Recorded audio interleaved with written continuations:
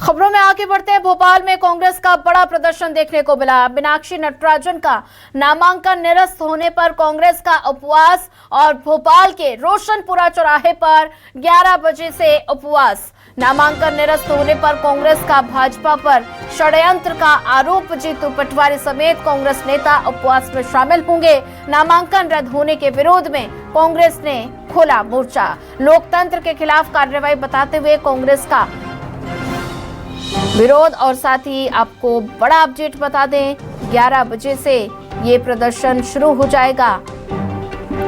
भोपाल में कांग्रेस का बड़ा प्रदर्शन। मीनाक्षी नटराजन का नामांकन निरस्त होने पर कांग्रेस का उपवास। भोपाल के रोशनपुरा चौराहे पर सुबह 11 बजे से उपवास। नामांकन निरस्त होने पर कांग्रेस का भाजपा पर षड्यंत्र का आरोप भी लगा है। नामांकन निरस्त और भोपाल में प्रदर्शन देखने को मिला। जीतू पटवारी समेत कांग्रेस नेता उपवास में शामिल होंगे।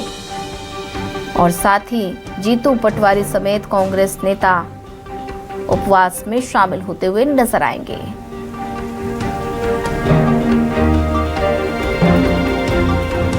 नामांकन रद्द होने और साथ ही मीनाक्षी नटराजन का नामांकन निरस्त होने पर कांग्रेस का उपवास देखने को मिल रहा है। भोपाल के रोशनपुरा चौराहे पर 11 बजे से ये प्रदर्शन शुरू हो जाएगा। ये बड़ा अपडेट आपको बता रहे हैं। जीतू पटवारी समेत कांग्रेस नेता उपवास में शामिल होंगे। इसी पर ज्यादा जानकारी साझा करने के लिए हमारे साथ संवाददाता शब्बीर अहमद जुड़ चुके हैं। शब्बीर, कांग्रेस की तरफ से आज बड़ा प्रदर्शन का ऐलान किया गया है। मीनाक्षी नटराजन का नामांकन निरस्त होने पर कांग्रेस उपवास करते हुए नजर आएगी। तो ऐसे में प्रदर्शन को लेकर मुख्य मांग क्या कुछ रहने वाली है कांग्रेस की तरफ से?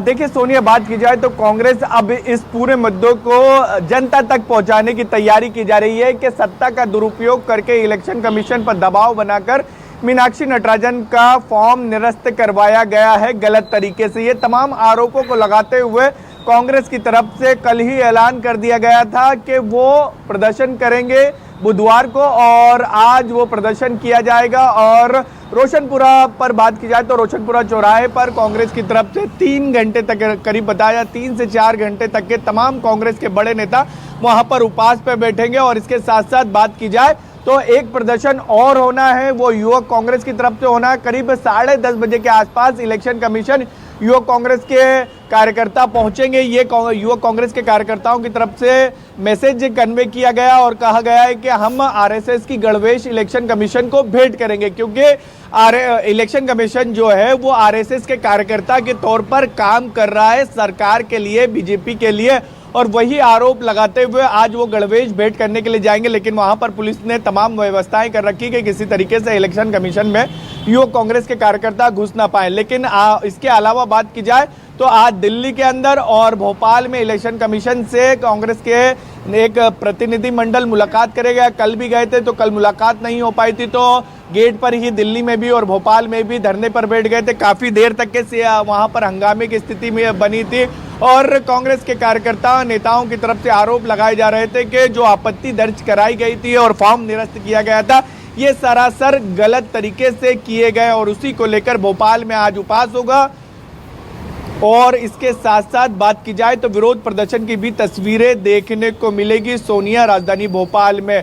क्योंकि कल दिन भर जो घटनाक्रम देखने को मिला, सुबह 11 बजे से जो कांग्रेस के विधायकों को बेंगलुरु भेजा जा रहा था, 3-4 घंटे तक इंतजार करने के बाद बात की जाए जैसे ही फ्लाइट रनवे पर पहुंची, फिर मैसेज आता है कांग्रेस के विधायकों को कि फॉर्म ही रद्द हो गया है, वापस से आप एयरपोर्ट से बाहर आ जाइए।